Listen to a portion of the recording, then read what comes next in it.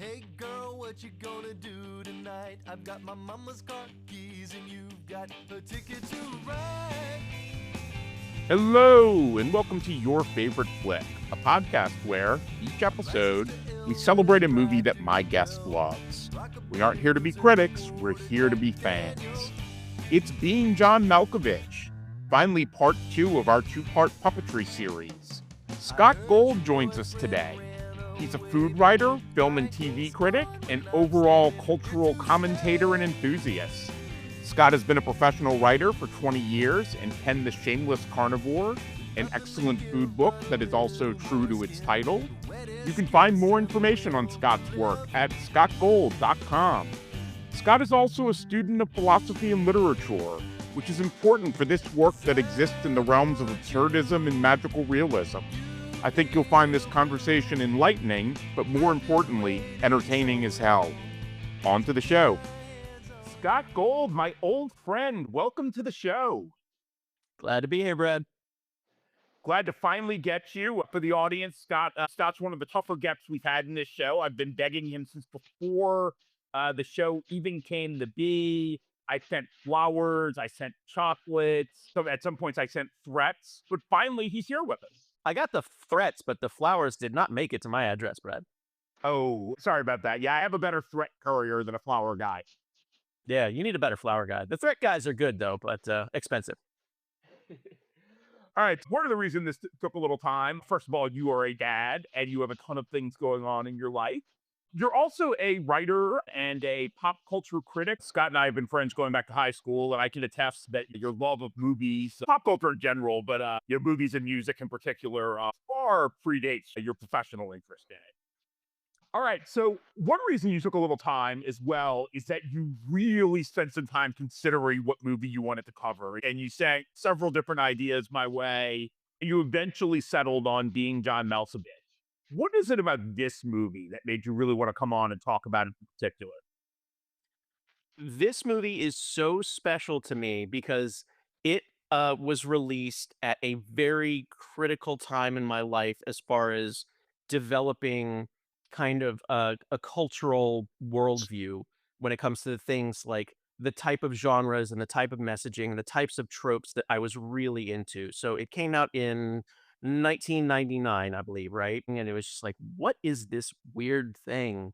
Being John Malkovich. On a whim, I went to see it and I was so blown away. I had to see it again a couple more times just by myself, which is sometimes when I go to the movies and I really want to get that experience, what I do. And it hit it hit me right where I live. Like all of these themes that I was obsessed with, all of these ideas, and the execution was spot on.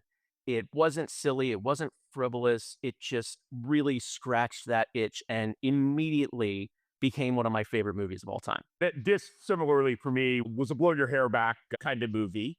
It was still early internet. We didn't have a lot of context for that kind of thing where we would have read 50 articles about, oh, this guy from music videos is moving into film. So it really was a slap in the face type movie in the best possible sense of that, of holy shit, what is up on screen right now. I can't claim to be quite as well read on Borges as you, with you having a degree in it, but I love my Borges. I love my Garcia Marquez, and there's no doubt that this played on a lot of that magical realism and other postmodern themes. Well, I was about to say at a time that we didn't see that much in cinema, but there's never really been a time we've seen that in mainstream cinema, right? As a major component of the conversation. And I think part of that is just it's so hard to pull off effectively. Like to get that feel and not have it divert into a cartoonish version or have it become something that's like, okay, this is going off the rails, but not like in a fun way. It is so cohesive and so tight. The screenplay is so good. All of the characters are great. The casting is amazing. And we can get on to what it took to cast John Malkovich in a movie about John Malkovich, right? And the tone visually is just so great. And they cast Cameron Diaz at the height of her movie star fame. She had The Mask and Something About Mary. So she is like hot property, A-list, bombshell, beautiful actress that they cast in a role that you barely even recognize or they frumped her up so much. And we're all used to actors doing this and like playing the frumpy role because they don't want to be typecast as like the beautiful person just so they can show their range. It wouldn't have been my first choice, but she does an amazing job. I take this movie for granted a lot, but rewatching it again last night, just the unbelievable choreography they had to pull off in certain scenes. Not just like they're shooting on the side of the New Jersey Turnpike, they're shooting in this weird set that has the ceilings are halfway up the room that everybody's hunched over and they have to build that out. You know, you have your weird tunnel, you have this unbelievable dream sequence that is now iconic. And you imagine all of the choreography and the makeup and the practical effects that had to go into that. And then you have puppetry. I'm gonna actually ask on that which ones, because there's frankly two of those. There's the Malkovich sequence, and then there's the chase through Malkovich's subconscious sequence, both of which are incredible in their production and timing. Exactly. And it's bananas and it's wild and it's completely imaginative and inventive, but it's also very grounded and the story moves. There's never a point where just like, okay, this is a time where I think I can go to the bathroom because I mean, start to finish, this movie as tight as a snare drum head. It ropes you in literally the opening scene. And it just doesn't let up. Nothing feels stale, nothing feels phoned in. It's such a masterful example of just a really tight movie that knows what it wants to do and it does it. And so often I feel like movies, I'm going to say like this, movies that are going for this sort of postmodern feel, they fall apart somewhere late in the second act. Be Kind Rewinds, one that springs to mind to me, is a movie that I love, but as it gets to a point of having to resolve where it's going, the seams start to really show. Really just bouncing on what you said. One thing remarkable here is how I almost hate to say third act because I don't know how much this movie fits into a traditional structure, but how much they managed to keep us in the story and in the reality right up through the end. Absolutely. And I think it's a result of Charlie Kaufman writing a script for this deeply weird, but also deeply personal and very sad screenplay of a world that is different from our own. Like one very string thing or phenomenon exists in this world. It's treated as fact. It's treated as just a basic thing of reality. And there are rules. Like there are established rules. We might not know what the rules are, but he knows what the rules are. And that kind of directs everything. So when there isn't a set of rules, then the universe kind of seems a little frayed at the edges. It can kind of go off and that's when we lose the plot. That's when we're just like, oh, okay, like this was good, but now it's going in a weird direction that I don't really agree with or really doesn't hit home. But no, he's like, here are the rules, and they're telegraphed very, very early so that we're kept tightly into this. And it's not like we're on rails. Like we don't feel like we're shoehorned into this narrative, but it does follow a logical sense of rules because without that, you just go off into complete craziness. And sometimes that's amazing. Sometimes in movies like Everything Everywhere All at Once, another one of my favorite postmodern movies where we're getting into like multiversal stuff, which is obviously really, really popular as a trope right now. And that goes off the rails in a really fun way, but sometimes it doesn't work so well. In the case of Being John Malkovich, we know what the universe is. We have this one thing. And the funny thing is, like, this is all discussed in the spiritual sequel to this movie adaptation, where you have Nicolas Cage playing Charlie Kaufman talking about like how he hates all of these tropes and how he hates how Hollywood has to shoehorn him into like making a specific type of movie. And I think that's really funny because he's clearly a very troubled person and he has such an unbelievably talented way of showing it in a manner that we can understand and connect with and appreciate. There aren't any really good people in this movie. There are no heroes. There are no real anti-heroes. There are people we feel pathos for and people we identify with, but there are no heroes in Being John Malkovich. No, Certainly not Craig, you know? yeah, even Orson Bean, who comes off as this nice old man, he's going to invade somebody else's consciousness with his team of oldsters, and they're going to take over in this person's life. Right? Actually, no, there is one hero in this movie, and it is Elijah the Chimp. Elijah the Chip. There you go. Freeze Lottie. And we talk about telegraphing and we talk about callbacks and setting things up. And that's something else that Charlie Kaufman is so good at is that he'll inject a line that might seem like a throwaway line as just like a way to establish kind of another element of weirdness in the story. Like early on in the movie, Craig, he's a puppeteer, obviously kind of a weird premise. Have you ever met like a normal puppeteer? I don't think any of us have. It's one of those obsessions or hobbies or fascinations or professions that doesn't lend itself to like being straight laced. It's a certain kind of person that's drawn to puppeteering. And he's living in a house with Lottie, his wife, who I don't know if she's a vet or she just owns or works at a pet store. I don't know if that's established.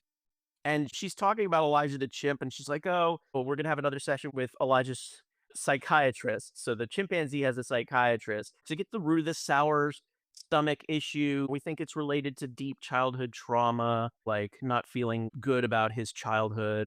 And you think it's like, okay, this is kind of weird and funny that you have a chimp that's in psychotherapy, and that's weird. Ha ha ha.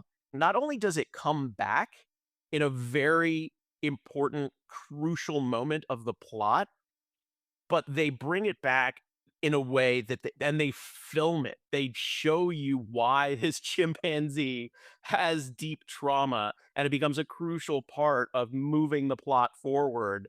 And it's like, oh, like it's so far out of left field, but at the same time, they set it up. They said it. It's Chekhov's traumatic chimpanzee childhood. For any of the audience who hasn't rewatched the movie recently, when the chimp is in the cage with Lottie, we go into a chimp's eye view back to his childhood in his attempting to save, presumably, his parents from capture and being unable to do so. And it's in this very visceral chimp's eye view. And one thing interesting that I picked up on this time watching it is so it's similar to the Malkovich view for us in some ways, right? That we're seeing through its eyes. But the Malkovich view is this restrained aspect ratio where it's not using all of the screen. And the chimp's eye view is full screen. Yeah, So, full screen, first person. You got a like a fisheye lens. yeah, and for me, that brought home that trauma that much more because I mean, it's oppressively dark, right? Like almost every space we're in throughout the movie is poorly lit, and so now we're in the jungle, full screen. It really highlights the trauma that we're dealing with, and makes such a moment of catharsis when he frees her from her bond because it's catharsis for both of them.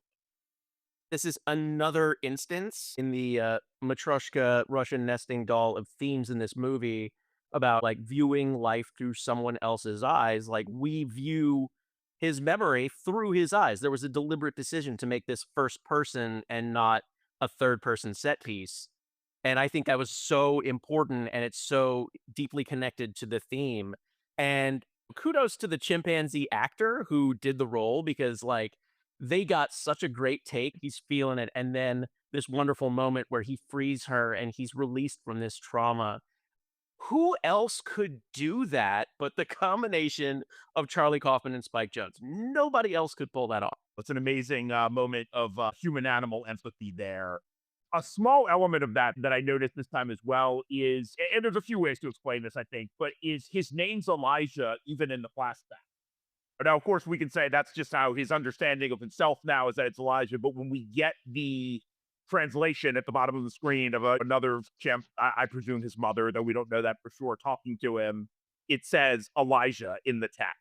I just think that's interesting in a movie that's so much about identity. And a wonderful name choice. You know, Elijah was a prophet and very sagacious kind of qualities to it. But this all just reminds me the more we talk about this and the more you think of it, and definitely on another rewatch, it just hits, it just makes you ask that question again and again. How the hell did they get this movie produced? How do you make this? How do you make Being John Malkovich? Because it broke so many rules. It did not do what Hollywood wanted movies to do, and it changed everything. Like it added 3 Oscar nominations. It catapulted the idea of post 2000s, like new millennium postmodern film into the limelight in a way that's just changed everything. But Like, it was considered when Kaufman wrote it, and he wrote it precisely because he was just sick of writing for TV and being handcuffed into writing these exact tropes and scenes and staying true to the course and all the things that Robert McKee talks about in his books. And Robert McKee, of course, showing up as a character in adaptation. And so he's like, screw it. I'm gonna write something that's deeply personal, that's deeply weird, something that I want to write, and let's see if we can get this made. And it was considered for a long time, it became a script that Hollywood fell in love with, but also said, no one's ever going to make this. But then they started getting people on board. And I think when they got Malkovich, that sealed the deal. And as I understand it, Michael Stipe was actually a big part of making it happen. Like REM was so big at the time.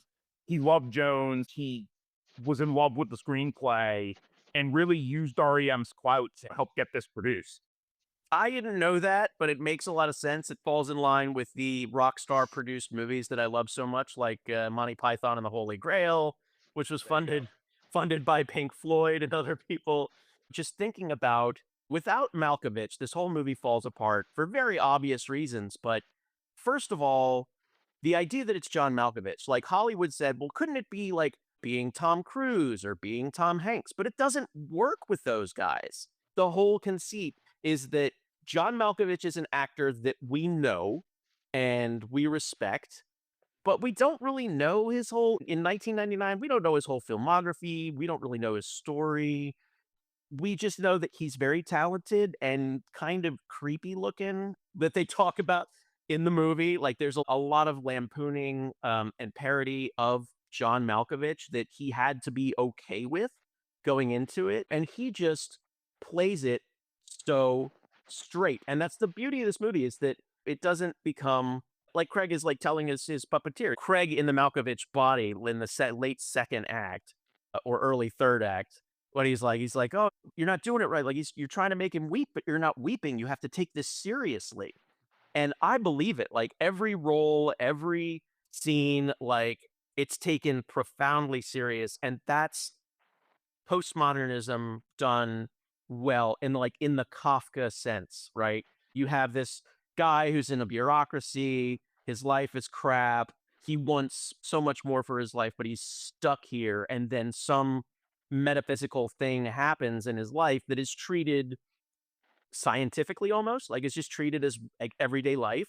And the fact that they play it so straight when the scenes and the events and the narrative is so utterly bonkers, like completely out of left field, that we feel balanced.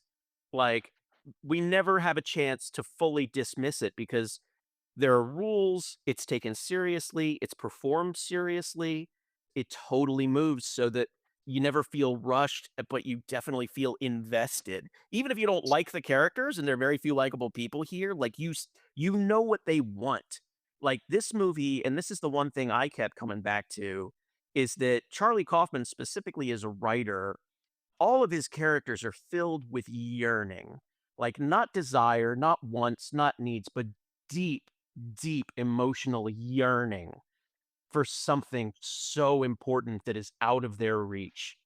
And it's so sad. And Craig Schwartz he's pathetic. He's a pathetic guy, but he's also a talented guy and he's a shrewd and cunning guy. And so you don't like him, you don't respect him, but you got to admit he has talent and he makes it work. He follows his dream, even though his dream is completely messed up. I agree that the yearning is such a key because if we don't like a character and we don't care about what that character wants, that's a movie that's probably not going to work for us, right? Especially if that's true of characters across the board. We can dislike characters, but if we care about their quest, whether we want them to achieve it or not, it's a way of involving the audience. I would say not every character here is despicable, but they range from not particularly likable to despicable. But like you said, you're invested in each of their narratives. Like of the four, I would say five really major characters, we get what each of them are trying to achieve here. And it's done so effectively that if any of those elements were missing or even below the level that the movie needed, then the whole house of cards would collapse. And so that is just a feat that I'm thinking about. How does this movie get made? How does it get made well? How does it get made effectively? How does it become the movie that we love?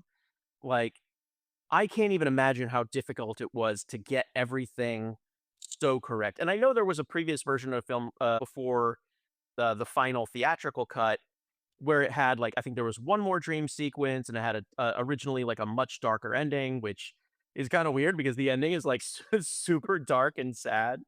And we have to talk about the score too, because the score is so good and so haunting. We had this just plaintive piano theme in a minor key just running through the movie that is like it's the music of longing. It's like this Bach etude kind of sad minor key thing that just accentuates the tragedy and the sadness and the yearning so well that it's one of the things that I love about movies is that you don't even really notice it, but the movie needs it so much. And even on a rewatch, I was like thinking like, man, I love that music. It's such a good theme. Sometimes the scores, they're recycled stuff, or they don't really work, but they just don't really add to the movie in a way that is meaningful. And sometimes it does that when we don't even realize it, which oftentimes is the best way of a movie score being successful because it doesn't detract from everything else going on in the picture, in the performance, in the audio. And also, yeah, I mean, we could talk about like audio editing for a moment here. When I noticed on this time around watching it wearing headphones, when Lottie goes into Malkovich's head and he's taking a shower, all right? We hear this the sound is this kind of bone conduction scraping as he wipes the towel across his skin that makes you like we recognize that sound because we hear it in our own head and that is the only place that you hear that sound.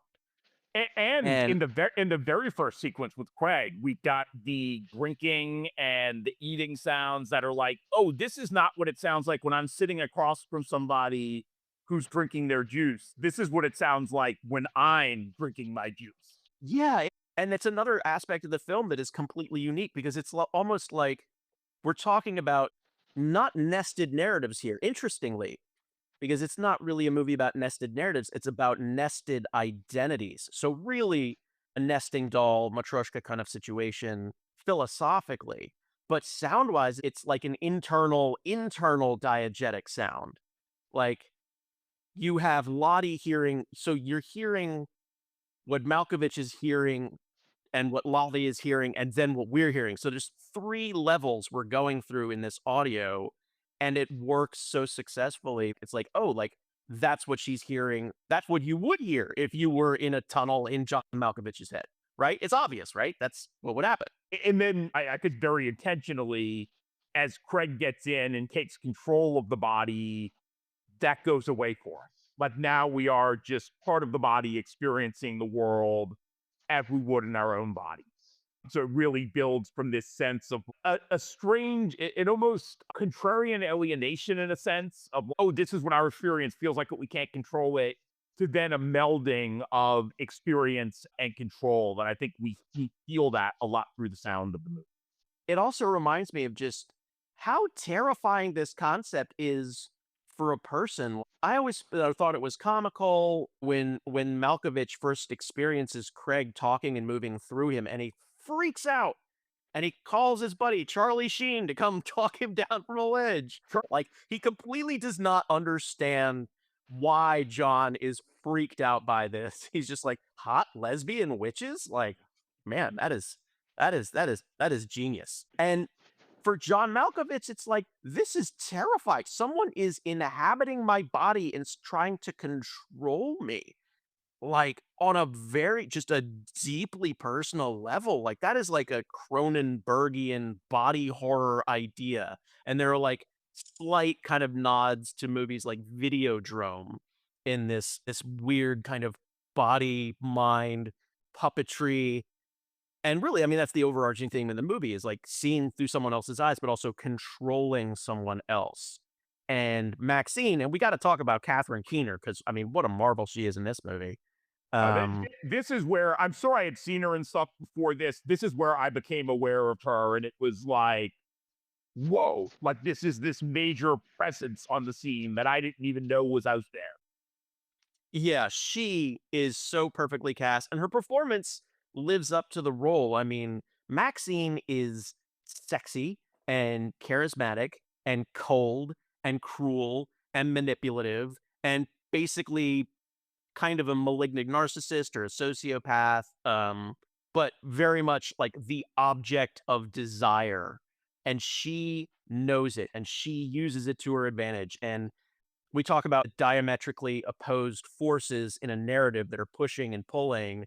And you have Craig, who his first thought when he accidentally winds up in Malkovich is this is like this is a philosophical can of worms. Like, what is happening here? We have to figure this out. I don't know if I can live my life the same way anymore. And what does Maxine do? She just like kind of shrugs and gestures towards the window. Like the idea being, go ahead, just jump out.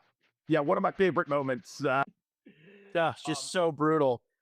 And of course, her first thought is, what do we do? Oh, we got a portal into John Malkovich's mind. We got to monetize it. We got to make this a business. Like this is America. Like I'm going to use this to make my bank. And just how evil. And John Malkovich is right. This thing has to be closed. That is unnatural and evil. I love, and this goes back to your idea of the rules. I love that while she mocks him, she essentially just believes him right away. And then later, when he tells Lottie, not much later, but he tells Lottie, she questions it for 1 second. And then it's like, oh, he's telling the truth. So, like, I like that we don't waste a lot of time with, oh, he's got to convince either of them. But same with Captain Keener for a second. One thing that is interesting is you said narcissist, she's a sociopath. Her ending of the movie is probably more interesting to me than any of theirs because we see her in the end seemingly settled into this life with Lottie and the child, and it's 8 years later at this point. It makes me more sympathetic to is she just a deeply damaged person who eventually, through this experience, found where she really was supposed to be? Is she perhaps a little bit more sympathetic than we have any reason to think she is for an hour and 50 minutes? I agree 100%. And something that I caught on this rewatch is that you can see kind of the cracks of her cold-hearted manipulation because that's obviously like that's a survival mechanism. Like we don't know Maxine's backstory, but if I were to guess, like she's a person who probably had to survive on her own from a young age. As a beautiful woman, she probably had to learn very early on how to fend off predators, how to survive, how to not be taken advantage of. And her way of doing it is to take advantage of others and to put herself up on top. And her relationship with Lottie is the thing that really starts to crack that facade, like all of those protective barriers a little bit. Like when Lottie is like, I love you, I want, when Craig says, I love you, I want to be with you, she's like, no, I'm not attracted to you, go away. Like she's no interest whatsoever. But when Lottie does it, she's like, I love you, I think you're amazing, but only in John. And the interesting thing is that when Craig starts controlling Malkovich, now she's torn because she thought she didn't want anything to do with Craig, but now Craig can control Malkovich. And that is deeply interesting in a lot of ways to Maxine. And I get But the her heart impression is that still with Lottie. yeah, I get the impression that her attraction is more to the control than it even is to Malkovich. Like when Oh, she says she likes 100%. Lottie in the Malkovich body, it's about that weird voyeurism, and then it's the control aspect with Craig's controlling him. I hear you deeply as somebody who's wounded, and also I think notable, and I do want to go into this a little bit in a broader context. She's working on the 7.5 floor. Like her life's probably not great. You get the impression that nobody's working there because it's where they most want to be. Yeah, we don't even know what, like, we never get the answer to what her job is or how she ended up there. Her life is so wildly different from Craig and Lottie's life. Like, she is very cool. she's meeting up with her cool friends at the Stuck Pig. Like we walk into the Stuck Pig, and it is very much a high end like Manhattan cocktail bar. And I lived in New York for 12 years. Like watching this movie is a wonderful window into that period of my life. Even just on the 7.5 floor, looking out the window, looking down the avenues, like it felt very New York to me. Um, and it's interesting that it's a movie set in New York, but it doesn't feel like a New York movie. So a funny thing I wrote in my notes, I had not seen this in a few years, like maybe as many as 10. Certainly it was pre-pandemic. And very early on in my notes, I wrote what city question mark. Now eventually that becomes clear once I saw them on the side of the New Jersey Turnpike, I was like, duh. But it's an interesting point you make in that it doesn't feel overly New York specific. Yeah, it doesn't feel like cartoonishly New York specific. Like, okay, we have to add in taxi cabs and we have to add in someone getting a slice of pizza or hot dogs or Subways or all that stuff. Like, it very much captures the quotidian nature of New York City life. Like, after you've been living there for a long time, or if you're from there, like, you're not doing all the tourist stuff. Like you're going to work, you're doing your thing, you're hunting for a job, you're living in this crummy basement apartment with Queens and a bunch of animals, or Brooklyn, or where they are. I think they're in Queens. They don't actually. I don't think they actually say, but it seems I like don't think Queens to they me. do. And I think some of that, other than the turnpike, I think some of that lack of specificity. I mean, they mentioned Lex, which I guess I should have picked up on it then. I only thought of that later, really. But I think some of that lack of specificity is intentional. That I don't think, like, even though I was pretty sure Kaufman is a New York guy, I don't. I have a feeling they consciously did not want this to be, oh, this is a New York thing. They wanted it to be more of a, this is a modern society milieu. And if you're too specific on location, you can risk, alienating a little bit. Yeah, and I think it's so my opinion of it is that it is a movie that takes place in New York, but it is not a New York movie.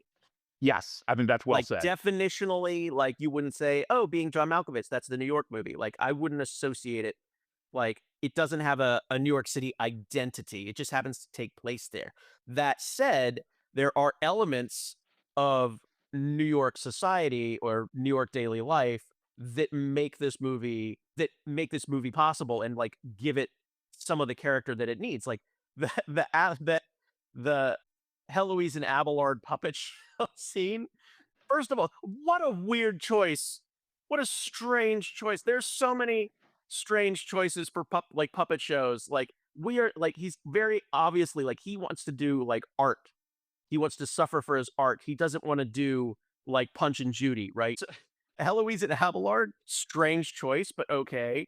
And then like, he's clearly like he's losing it, and he's just so filled with longing and unmet needs that he's just without even thinking, he has his puppets. He's like air humping each other, and this little girl is watching, and there's this slow pan in on this child's face, and you're just like, "Oh, this isn't good. This isn't good." And then like her like very like Bronx like tough guy dad comes. He sees what's happening. And are we allowed to curse on this podcast? Can we Oh, use yeah, this? yeah. Curse away, curse away. You motherfucker! Just and belts him. And the best part is that when he gets home, Lottie's like, "Oh no, Craig, not again." Right. So this is something we know happens on a like. This isn't the first time. This is something that regularly happens. Like he is the type of puppeteer that gets punched in the face so often that his wife is concerned about it. There's something in that scene I love is that the little girl seems captivated by it, and not in a way that comes off as like a bad joke or lascivious in any way. She's like, there is drama going on with these puppets, and I am fascinated and I am in on this, even if it is material that I can't fully get. And I say that because I think a remarkable thing with that this movie has is the amount of respect it has for his craft, even if it doesn't have much respect for him as a person. He's clearly a very talented puppeteer. And And the movie considers being a talented puppeteer an important and worthwhile pursuit. Well, It's not. obviously, I mean, Brad, not everyone can be Derek Mantini with his 60-foot Emily Dickinson puppet doing what was it? I wrote this down. What is it? Derek Mantini was doing a 60-foot Emily Dickinson puppet performing the Belle of Amherst over a bridge to captivated onlookers. It's just so and then Craig said, and this is part of the language and the dialogue is so unnatural in places. Like it's so formal. Like who is in bed and their wife is saying you need to get a job, and he's like, nobody's looking for a puppeteer in this wintry economic climate. Who talks like that? So something I want to make sure we get. I mentioned it briefly. The whole conceit of the 7.5 floor. What does that bring to this movie? What is it telling us from maybe a symbolic standpoint, but also just a filmmaking standpoint? Well, I think it's just the movie starts, and immediately we know that this is not a normal world that we're in. Like this thing is going to be different. The movie starts with a puppet show that is not a not a cartoon puppet show. It's not like a fun ha ha ha puppet show that's entertaining children. Like this is a deeply personal work of art. Like we don't know what is going on, but this is captivating. And then from there, like every single scene shows us like this world that we're in is deeply weird, and every scene adds to it. So by the time we get to the 7.5 floor, we're just rolling with it because we've already experienced so many like strange things so far that are also believable. Like, and that's also kind of the magic of the movie is that there are weird things happening, but they're not so far out of the realm of possibility that it's like, okay, that's just the 7.5 floor is something that conceivably could exist. Like up until we get to the Portovich and Malkovich's mind, everything is just slightly weird. And then we go from slightly weird to deeply weird, and philosophically confusing and all that sort of stuff. So you get to the seven and a Well, half floor, it's like, wait, what? yeah, and we build. I think this is what you're saying, but we build from slightly weird to deeply weird. So it's like very slightly weird, a little weirder, a little weirder. The job ads are weird, looking for somebody with fast hands.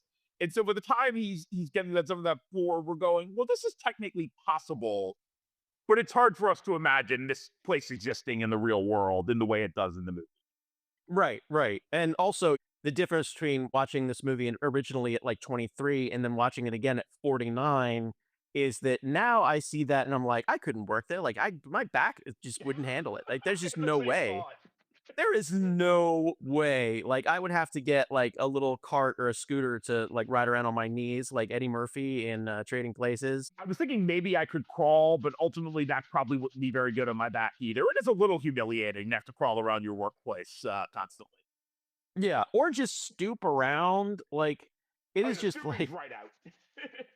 like oh man, and it is just such a strange place. But then once you're sitting, and this is the interesting part, once you're sitting, it seems normal. It's only when you stand up and you have that sense of verticality that everything is amiss. So again, there's a normal aspect and there is a deeply unnormal aspect. Um, and they coexist simultaneously in a way that makes us feel slightly unsettled, but we still get it. We still believe it. And what I love in that space, and maybe there are shots I didn't notice that break this, but the camera follows the rules of the space. So it's not a thing where we're getting shots that would be through the ceiling. If we do so often in physical spaces without even thinking about it, the camera's low. That also means that it's regular unflattering angles of the actors. Like, generally speaking, unless it's like a hero shot, you don't really want to be looking up at an angle to somebody in the way that this often does. So it just creates this production discomfort along with what we're seeing in the reality being depicted on scene that I think complement each other so well. Right. It's claustrophobic, but in a unique way that it's not claustrophobic coming in like the sides are collapsing in around you. The roof is coming down. So there's definitely that kind of feeling that you're in a cramped space because thematically that fits with what these characters are going through. They're in a cramped space in their own body. They want to branch out. They want to see something else. They want to be more. They want to be different. They want to experience life authentically for the first time, which is what Lottie experiences the first time she goes into Malkovich. And for they all have their own needs and their own aims as far as this portal and the Malkovich life and the Malkovich vessel and what they can do with it and what needs it fulfills for them. For Maxine, she has no interest in going to Malkovich. She never does it, which It's an tracks, interesting element. totally tracks. She's just like, no, like not, I'm not going in there, which makes sense. You have Lottie, who is clearly in a time where being a trans person was still considered very different and not socially accepted. Certainly not in the way that it is now, where people are very formally like everywhere you go, we're asked about our pronouns, and it's something that people know about and don't consider deviant like it was even at the tail end of the 20th century. And it really tells a lot about where we've come. Maybe not the best depiction of a trans or trans curious character, but still, like, it's an important theme. Like, she goes into Malkovich and she feels like herself for the first time. And I think that's a really important and effective way of describing how a trans person might feel in the gender of their birth and why they would want to make that sort of change. For Craig, it's puppeteering. Like, this is his life. This is his artwork. This is his passion. This is his talent. Like, what in a more amazing thing could you do than have a marionette that is a person with no strings? Like, and then that person is a famous actor, like, that is also has access sexually to your object of desire. And then you have Lester, who is, first of all, I mean, what an amazing character, what an amazing performance. I'm trying to who plays Dr. Lester? I'm trying to Orson Bean. Orson Bean, who I will always associate with as the voice of Bilbo Baggins in the Rankin Bass Right. 1970s animated version of The Hobbit. Wonderful actor, wonderful performance. Like, getting this guy who looks and sounds like kindly grandpa to just go like so inappropriately sexual in ways that are like, oh, dude, seriously? Just what a wonderful character. And again, he plays it so straight. Like, the way he talks about like all of his sexual fantasies that are so like he can't contain himself from doing it at work, even knowing that it's inappropriate. That Craig's like, "Wait, this isn't good for the workplace." Like, and he's like, "Oh yeah, why don't you meet me at the juice shop and I'll tell you, I'll spill my guts to you." Yeah, And he's a and man they who certainly can't pick up on a hint. and we get it. And that pays off. We actually get it. Like, we hear like what like this is what he really wanted to say. I am the love god Eros. My mana, my spunk to you is like manna from heaven. And I'm sitting here in a movie filled with cringeworthy scenes. I think that made me like kind of tighten up into myself the most. I'm like, this is so gross. And I also think that is the end of a conversation, only the end, because that forces it to be the end of a conversation that has been going on for quite a while. So like, I'm immediately thinking, oh my God, what kind of sexual fantasies by this old man led up to this point in the conversation? But presuming they get off work around 5, he's heard over an hour of this stuff already at that point. I mean, can you even imagine? He has to do it because he has to keep this. First of all, he has to keep this lifeline to this place that has the Malkovich portal. So he has to have a connection to Maxine. He has to have a reason to go there and see her.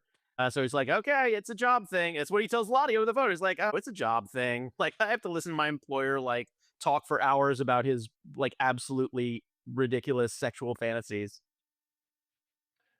I don't know why this popped in my head right now too, but beyond just the rules of the world, there's also the acceptance of the world at large. Like, the only mechanism we know by which they promoted it is they placed a newspaper ad, right?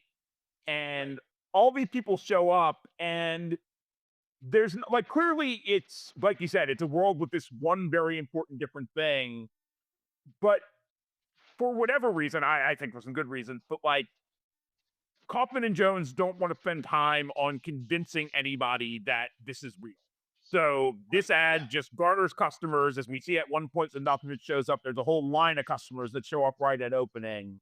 And it just is. For maybe not everybody knows, but for those people in the know, this just is a facet of the world.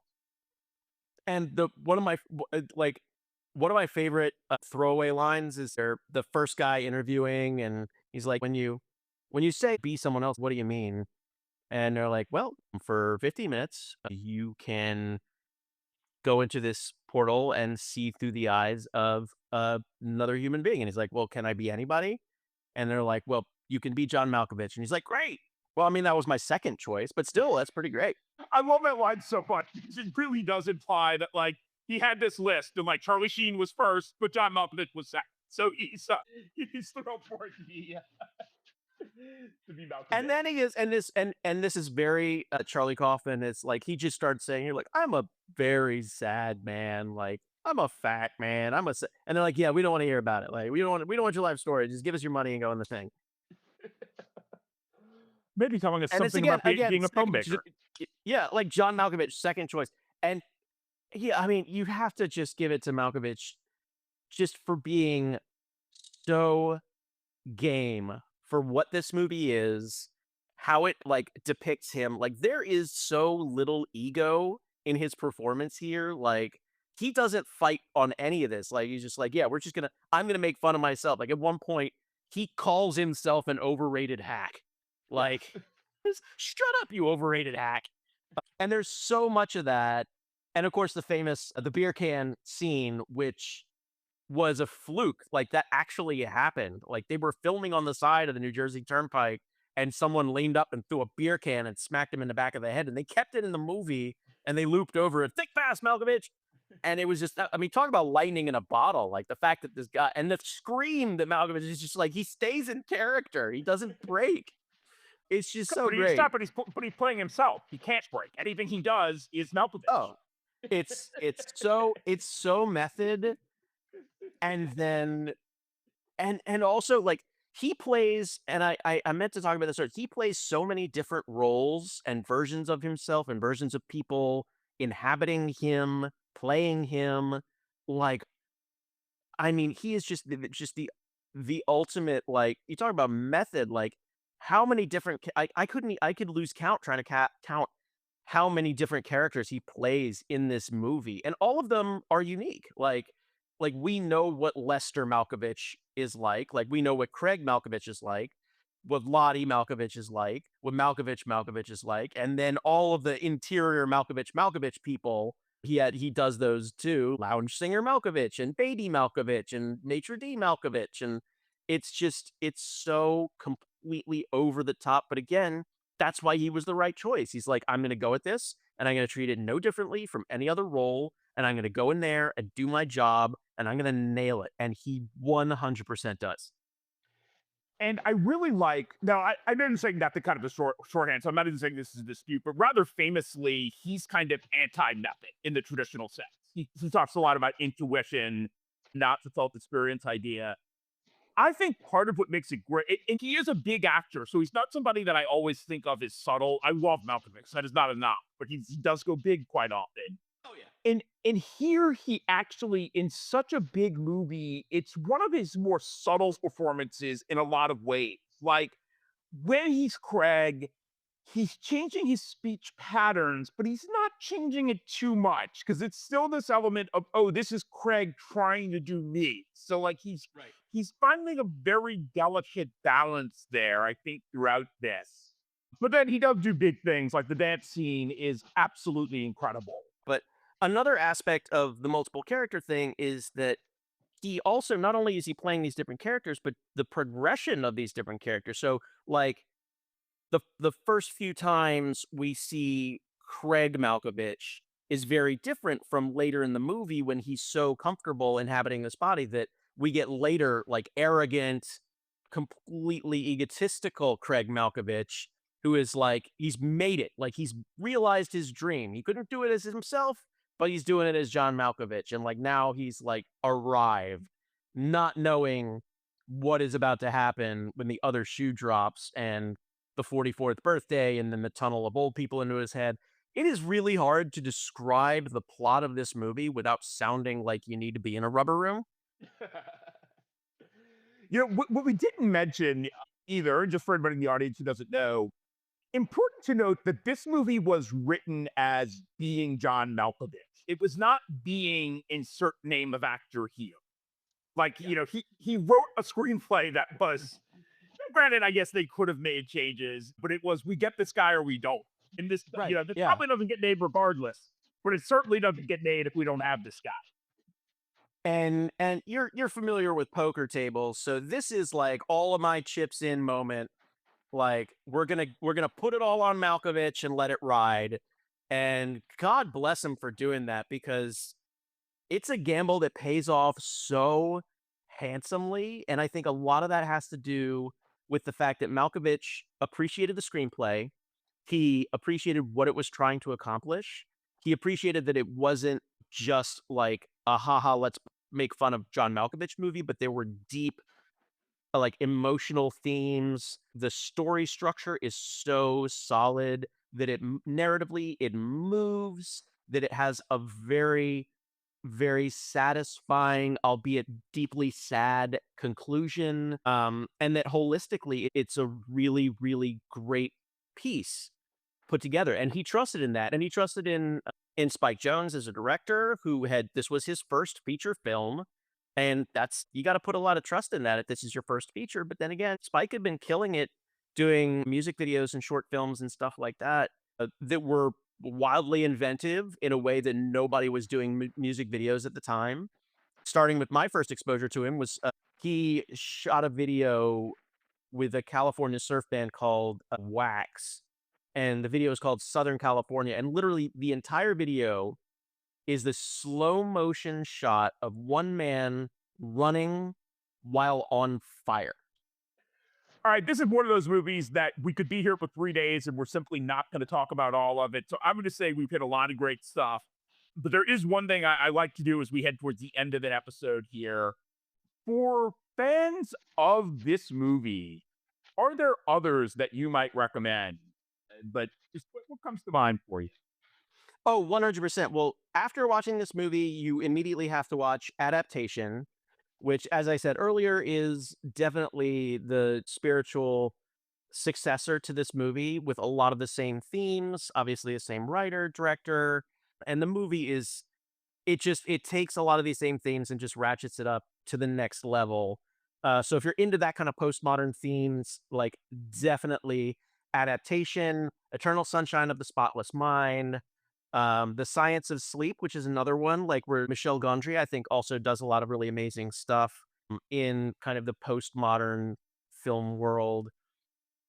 And there are others that kind of skew a little bit more cartoonish. Dave Made It Maze is really great. It's kind of like a cardboard House of Leaves kind of situation, but it's not really the same. It doesn't have the same gravitas.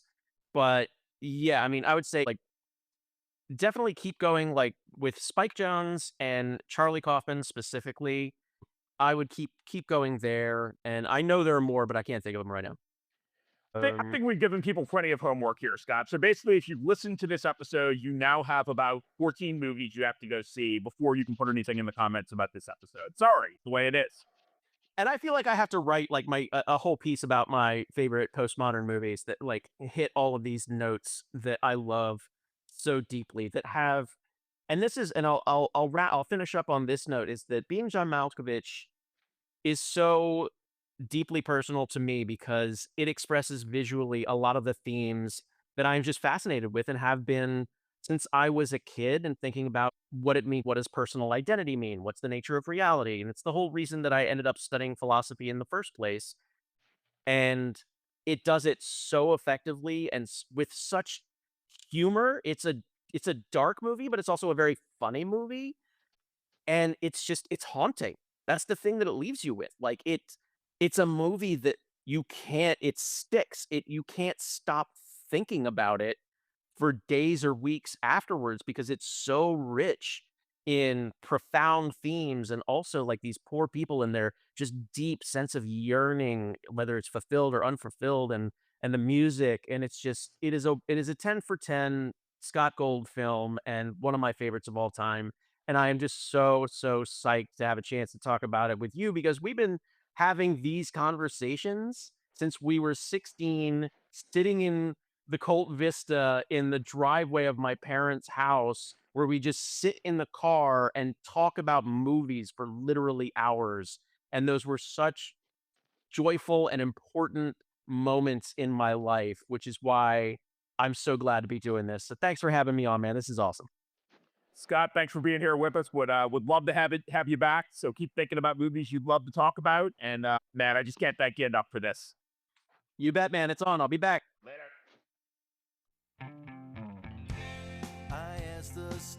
That's it for this one, folks. I'm Brad Glazer. I host, produce, and edit the show. Thanks to the whole gang for their help. Jeff Elizardi gets special credit for bugging me to bug Scott about getting his ass on. Julia Mott is, like Lottie, the loving caretaker of our menagerie. The music you hear at the beginning of the show and now is by my friend Richard Bates and his band The Huns.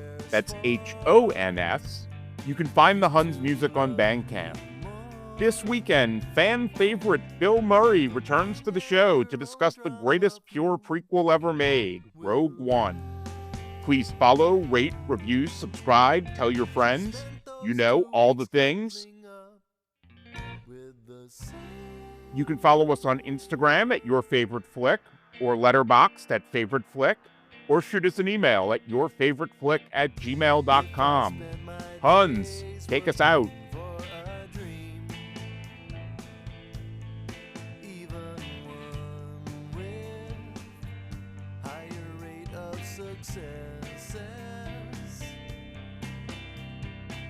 Made crazy, stupid money for crazy, stupid things. Is that any part of keeping your heart? If I spent those same days brushing up on poetics,